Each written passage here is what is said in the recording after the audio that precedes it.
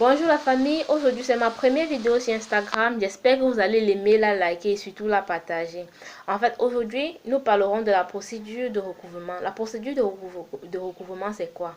Juridiquement parlant, la procédure de recouvrement consiste à saisir un tribunal compétent afin d'obtenir un titre exécutoire qui va nous permettre de saisir les biens de notre débiteur. Pour simplifier cette définition, je l'ai reformulée. En gros, la procédure de recouvrement consiste à saisir un tribunal compétent afin d'obtenir un document qui va nous permettre de saisir les biens de notre débiteur, donc celui-là à qui on a prêté de l'argent et qui n'a pas pu rembourser cet argent à la date d'échéance. En général, lorsque l'on a prêté de l'argent à un individu et qu'il n'a pas remboursé, les gens vont généralement porter plainte au commissariat. Arrivé, on met le débiteur en cellule. S'il a la chance d'avoir une famille solidaire et compréhensive, on va facilement payer sa dette et il sera acquitté. Or, s'il naît dans une famille, je m'en foutiste, il n'aura pas le choix que de rester là-bas. Et ce qui va suivre va s'en suivre. Bon, le but de mon apparition aujourd'hui, c'est quoi? C'est de vous faire comprendre que lorsque vous avez prêté de l'argent à quelqu'un et qu'il ne vous a pas remboursé, n'allez plus porter plainte au commissariat parce que la procédure de recouvrement, comme je l'ai déjà expliqué, est une affaire civile et non pénale.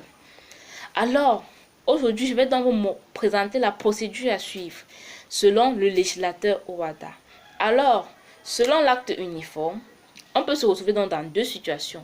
Une situation là où on dispose des pièces justificatives et l'autre où on ne dispose d'aucune pièce justificative, dont les pièces démontrant que la créance existe effectivement et que X ou Y vous a prêté de l'argent et qui ne vous a pas remboursé à la date qui était convenue. Donc, lorsqu'on a les pièces justificatives, comme par exemple une reconnaissance de dette, l'on saisit le tribunal compétent par voie de requête afin d'obtenir un titre exécutoire, donc un document qui va vous permettre de saisir les biens de votre débiteur, donc les biens de celui qui vous doit de l'argent. Mais attention, parce que celui qui doit effectuer cette saisine, c'est l'huissier de justice. Et vous ne pourrez être là que sur autorisation du juge.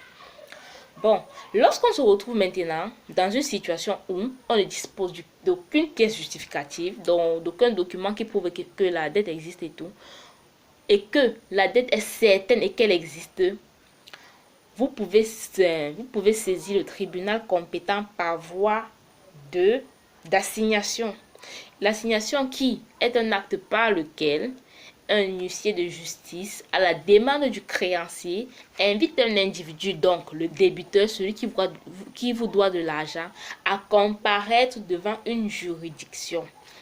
Ainsi fait, le juge rend sa décision et si elle est favorable à vous, ce que vous allez faire, c'est toujours par le biais de l'huissier, saisir les biens du débiteur. Saisir ces biens pour récupérer votre argent.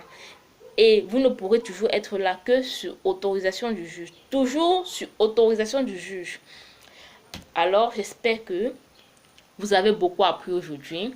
J'espère que vous avez aimé la vidéo. Si c'est le cas, n'hésitez pas à la liker, à la commenter, à la partager. Et rendez-vous samedi à 15 h pour une nouvelle vidéo.